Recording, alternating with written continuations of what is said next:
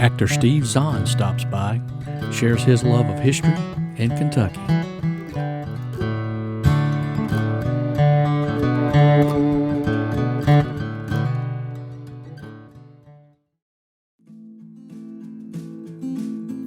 Welcome to Uncommon History of the South podcast, where we uncover little-known facts of uncommon history. History is full of curious characters and interesting stories you'll never discover in any textbook. We uncover fun facts of historical events, interesting places, famous people, and everything in between.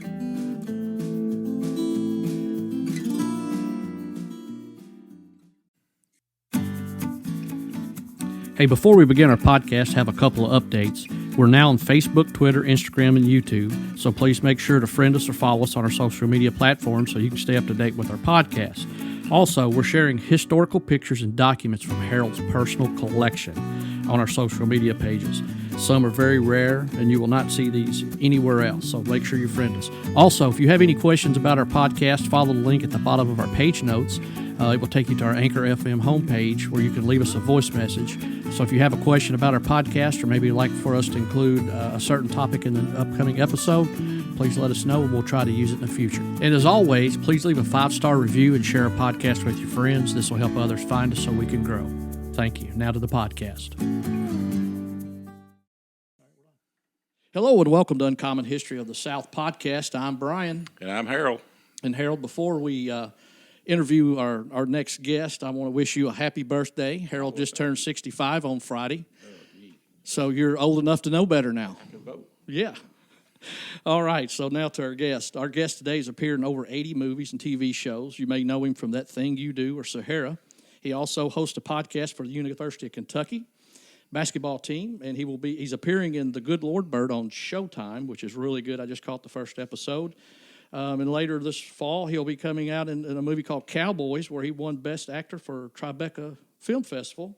Steve Zahn, welcome to the podcast, man. Thank you so much. Hey, guys. Thanks. Hey, welcome. Hey, let me just say, I love your podcast. Every episode, and I can't wait till there's new ones. And I just listened to the Stewart's this today, and then Frank and Jesse James was amazing, and so I'm really thrilled to be on, and I hope that I can somehow parlay my life into some unique history. Let's put it that way. Oh, I'm sure you will be able to. We appreciate you taking the time to be part of the podcast, and we know that you have a passion for history like we do, and it's always good anytime we can just sit down and talk to someone and share that passion. I call it being with like-minded people. Yeah, and it makes it a lot easier sometimes. Yeah. Well, Steve, one of the things I think our listeners is fascinated with is your movie career, and if you'd like to share with us a little bit about what has been your favorite role, or do you have a favorite role that you played over the years? Yeah, it's I've done I don't know how many movies, like over 80 or whatever, and whenever I get asked that, it's kind of like when somebody asks you, what's your favorite album, or what's your favorite band, or what's your favorite. And it's a hard one to answer, right? And for me, when I'm asked that, I usually think of what was the most fun for me to make. It's not the most well received or the one that everybody knows me for. It's usually the answer to that is something like I did a Western called Comanche Moon. I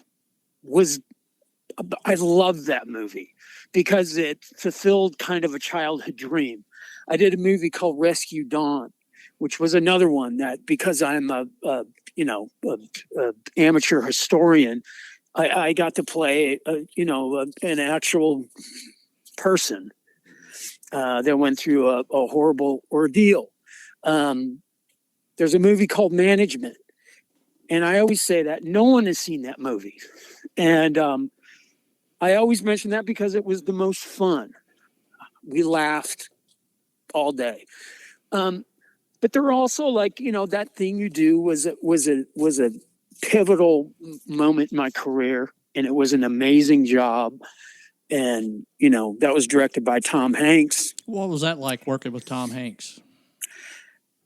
At first, I was petrified because remember, you know, Tom was at the top of his game at that point. I mean, he still is. Well, but he's still America's sweetheart. I mean, he's yeah, and he is exactly what you would think he is.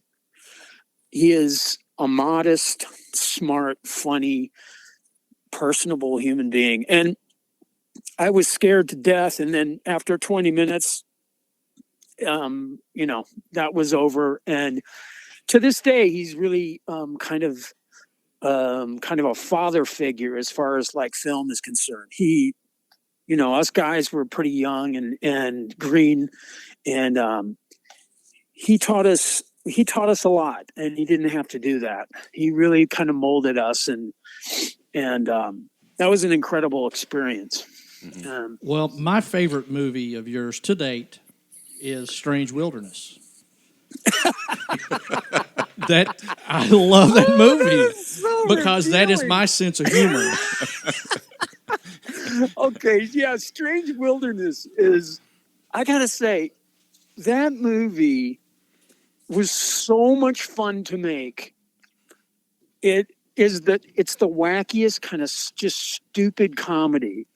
And I, at the time when I read that script, I was in Hanoi, Vietnam. Okay. I had just finished shooting this Vietnam movie called Rescue Dawn, I just mentioned. And my agent called me and said, "Hey, you got an offer on this movie, and I hate it. It's not funny. It's horrible. But they want to know today." So I sat in my hotel in Hanoi and I read the script, and I was laughing so hard reading it. And I finished the script, and I thought, am I laughing because I'm in Hanoi, Vietnam, like reading a script, or is this really that funny? And I called my agent. I was like, I have to do this. And she was like, oh my God, I can't believe you're going to do it. I was like, yeah, this is amazing. Listen, if they will make a sequel to it, Harold and I will chip in on it. Sir. Yeah. I'll just tell well, you. yeah. I think yeah. you know you've Good made luck. it. I think you know you've made it as an actor when you can do a buck-toothed shark. I was going to ask my next question is what's your favorite shark? My favorite shark. Well, that would be the hammerhead. Okay. Okay. So it wouldn't be the dork shark or whatever that was in there. Yeah, no. Okay. Yeah. That's Hey, I loved, of course, I love Comanche Moon too. The Lonesome Dove series to me is just classic Western, just as good as it gets. I think most people would say that like Westerns, but also Sahara. You know, you and I had talked about that before. Can you talk a little bit about that? Because it's kind of getting into the history. We're kind of getting into a story about a lost Confederate ironclad in the Sahara Desert. So can you talk a little bit about that? Yeah. You know, that's a Clive Cussler novel. And that job was, I mean, it was incredible. I mean, we shot that in the Sahara Desert, Morocco. We stayed in a tiny village called Erfoud on the edge of the Sahara for 2.5 months. And every day we would pre-dawn, get into these, you know, these SUVs and drive into the middle of nowhere. And we would spend the day riding camels and blowing stuff up. I mean, it was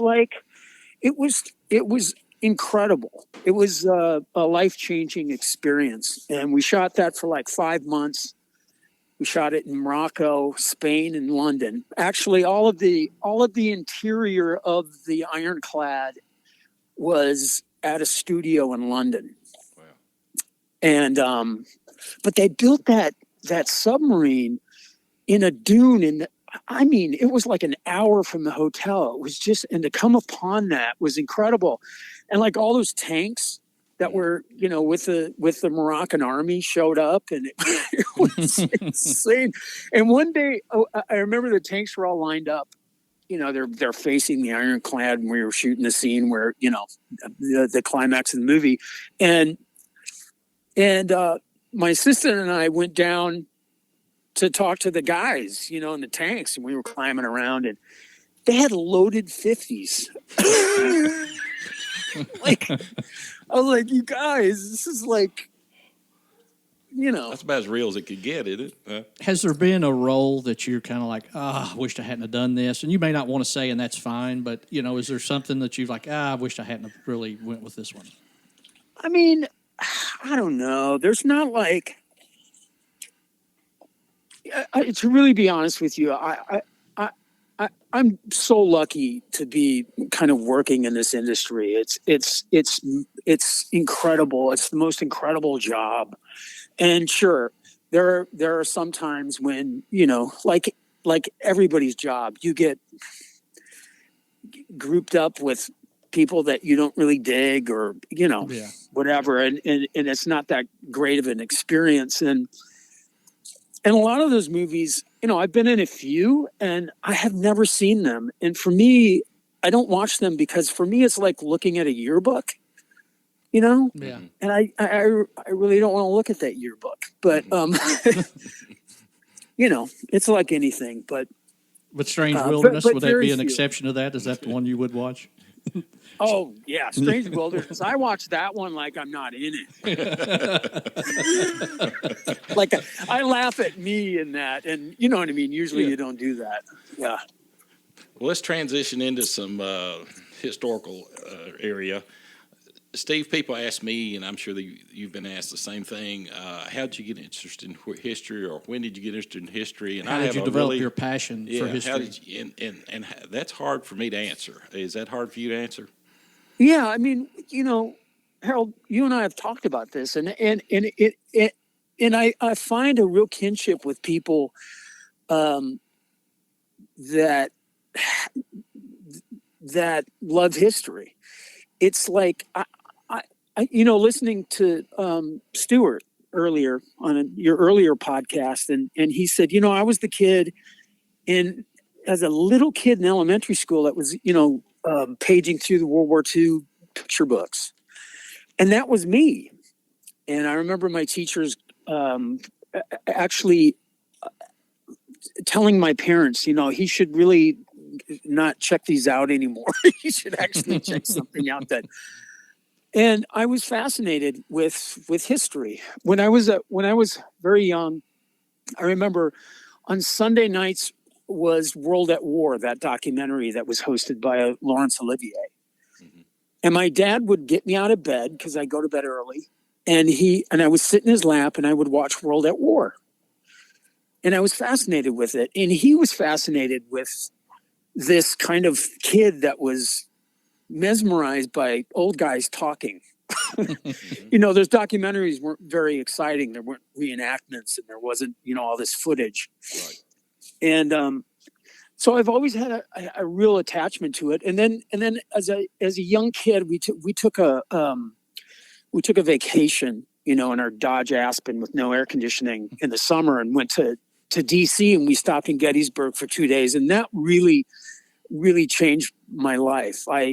Because it was tangible. I could touch things that were in my imagination. And to this day, I go to a battlefield, like I've been to Perryville dozens of times, and I feel the same thing when I go there. Mm-hmm. I'll tell you a little interesting side note about that. I've lived all my life in that area, within 10 miles of the battlefield, the core battlefield. And I can honestly tell you, as a child, going there was like, I don't care if it's 5 miles or 500 miles. I had the same feeling. You experience something, you're walking on hollow ground. You realize you're at a place that's not like any other. That something big happened here. Yeah. Something important happened here. Steve, is there a period of history that's your favorite, or that you prefer to study? Is it World War II? Is it Civil War, Revolutionary War? Or, it really depends. I mean, I'll kind of focus on something for a while, and then I'll go to all I do is read nonfiction history, and I'll focus on like the Psalm World War One, and then, you know, one year all I did was read everything Custer.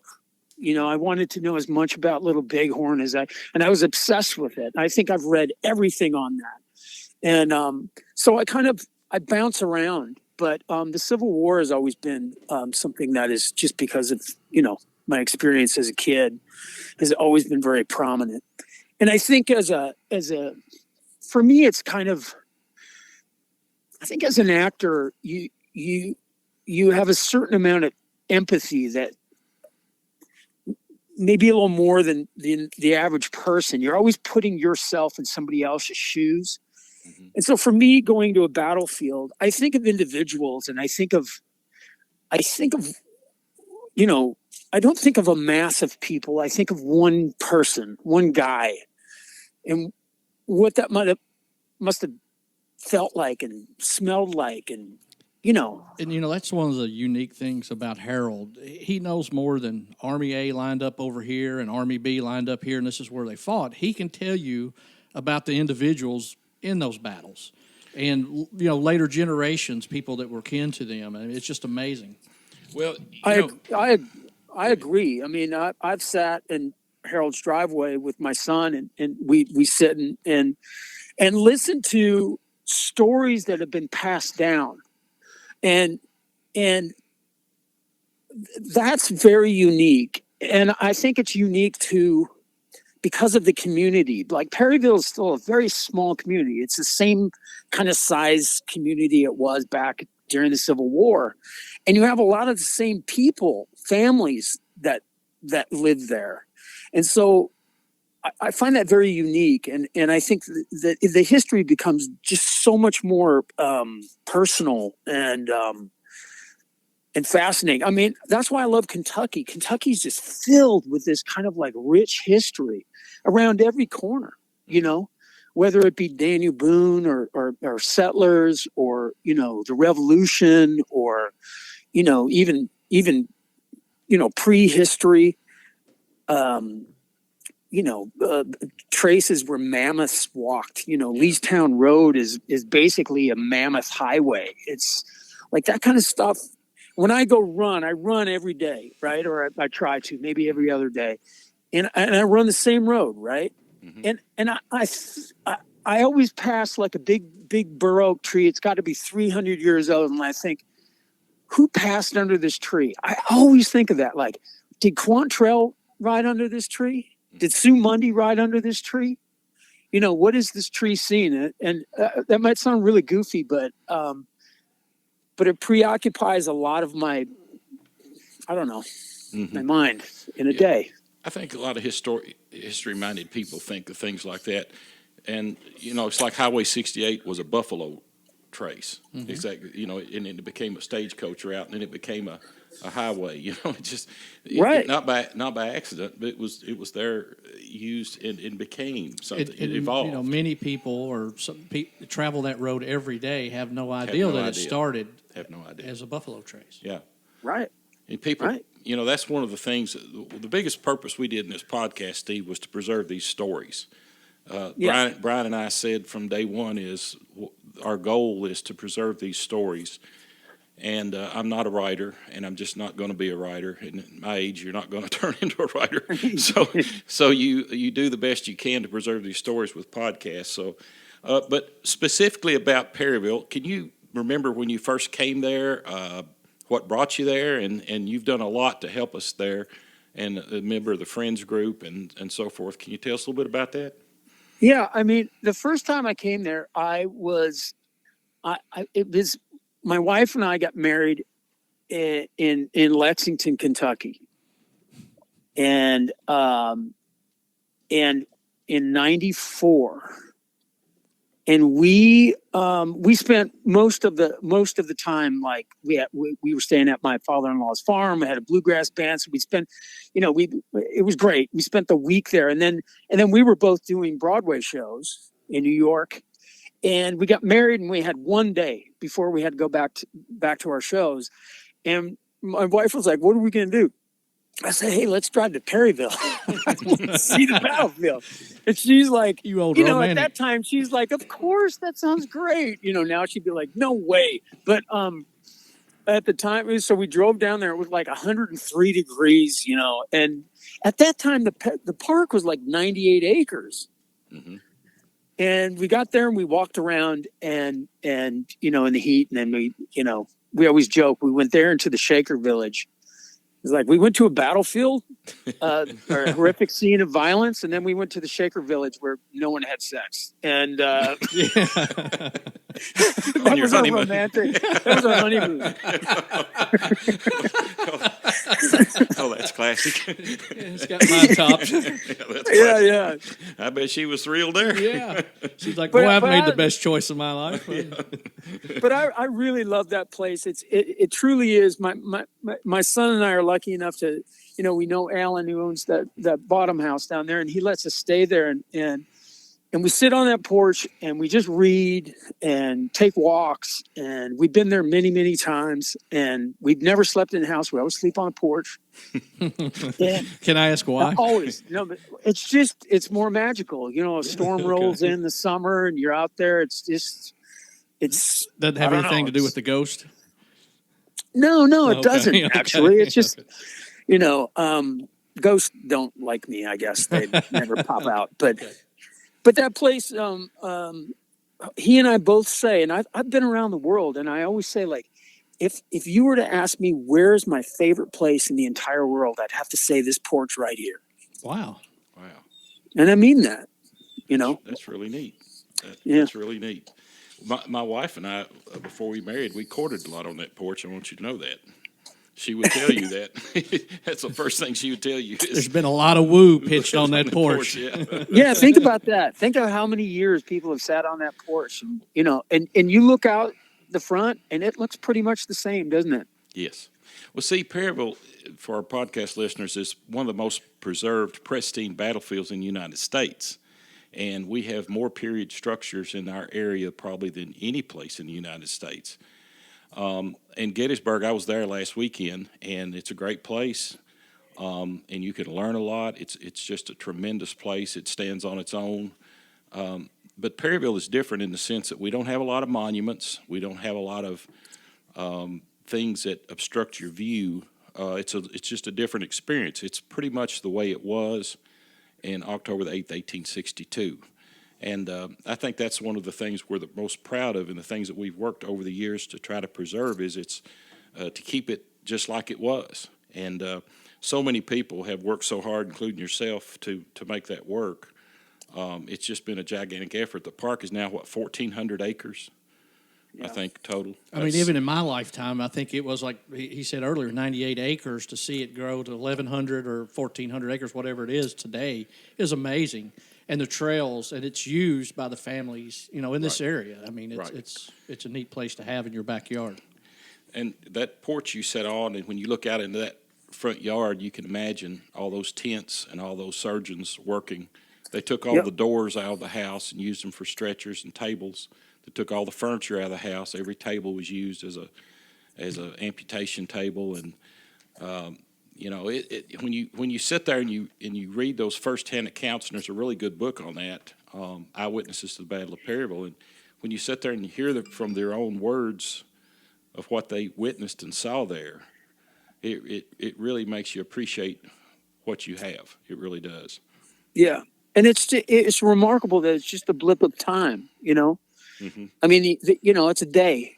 It's not even a day, and yet that one day affected so many people for a very long time, and to this day, and that's what I love about history and about, you go stand on Omaha Beach. I mean, they landed and they moved inland, Mm-hmm. and then it was over there. But for some reason, that place is just it's haunting, and it's incredible. Well, and I get the same feeling, standing on Parsons Hill. Well, Saturday, listened to them honor Allen, and the gentleman was talking about how Perryville Battlefield was probably the most important battle in the Civil War. And, he listed because, it was Kentucky, Kentucky was a border state. With all the major rivers and the railroads all passed through Kentucky, how important it was. And I'd never really thought about it from that perspective. Yeah, Lincoln said that he hoped God was on his side, but he must have Kentucky. Right. Yeah. Yeah. And, I fear I'm paraphrasing, but he says, I fear that if we lose Kentucky, we lose the entire war. Yeah. Yeah. Well, you lose control of all those rivers, Mississippi, Ohio, Kentucky, Cumberland. Yeah, it was a major thing. Steve, have you, when you've been to Perryville over the years, have you decided is there a favorite story, or is there anything that you'd like to relate? Any particular place that you think is more special maybe than others, or? I don't know. I mean, Bottom House, obviously. I think Starkweather's position is a pretty powerful place, because of the First Tennessee and just Right. what happened there was pretty ferocious and. Well, let's kind of regress a little bit. We talked about the Lonesome Dove series, and there's a little connection to that I'd like to kind of bring up here, and you're aware of it, but our listeners may not be. But we have a cemetery there that several soldiers are buried in called the Goodnight Cemetery. And it was the land of the Goodnights who came into Kentucky. Hans Michael Goodnight came into Kentucky about 1780. And make a long story short, they were attacked by the Indians. There was about 35 in that party. And they were attacked, and his wife was pregnant. She ran and hid and got away from him. He was killed. And she had a little boy, and his name was Isaac Goodnight, about 4 months later. And when they found her, back up a little bit, when they found her, she had covered her head up with a blanket or something.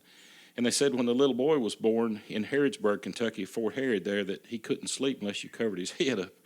And I thought that was an interesting story. But anyway, his grandson, Charles Goodnight Jr., went on to Texas and started the Goodnight-loving cattle trail, which Larry McMurtry got the idea for the novel Lonesome Dove, which you played Gus, which would have been Charles Goodnight. So I thought that connection was pretty cool. Yeah, that's incredible, actually. And when you told me about that, I was like, I had never even thought of that. I didn't know that history. It's just remarkable.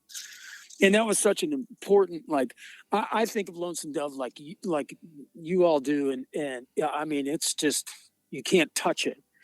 And so when I got when there was interest in me playing Gus, I was really scared to, because I'm a huge fan of Lonesome Dove. It's one of those things, like, if it's on, you got to watch it. You don't turn it off. And go ahead. Well, the music and this, it's just the class. I mean, you can stop any frame of that movie almost. I can think of scenes of them going out that night. They were going to Mexico to steal the cattle, and they're going across the bridge. And you could paint a wonderful picture of just about any scene in that movie.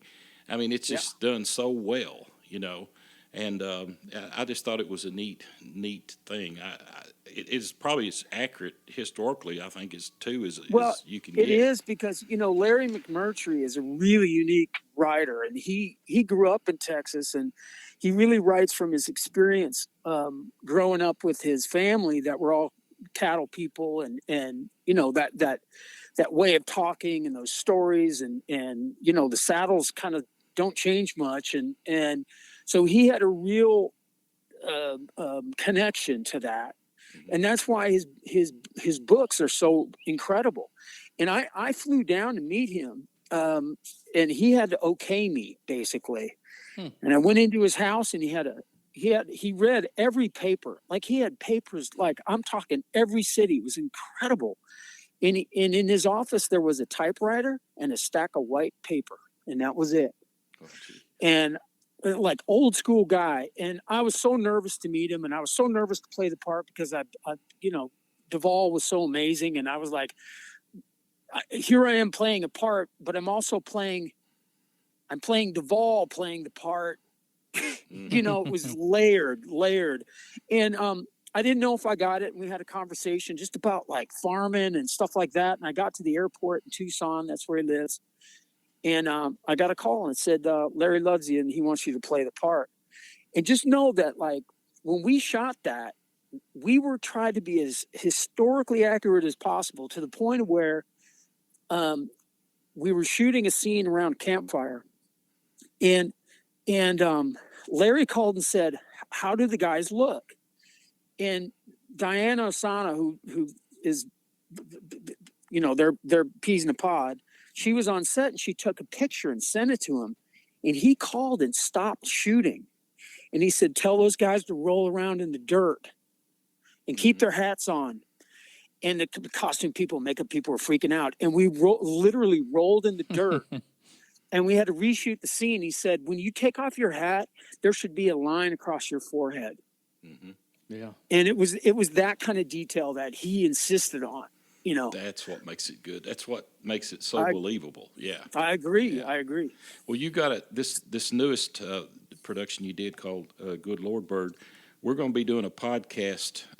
Our next one is going to be a story about a guy from Harrodsburg, Kentucky, who was a gunmaker who ended up as a hostage at Harper's Ferry by John Brown. And so you might want to listen to that one, because that's another connection to a movie you've done. Yeah, isn't that crazy? Yeah. Yeah.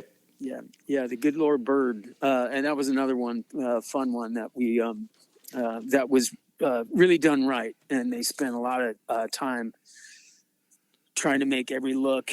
I mean, you got prop guys there that are adamant about it being right.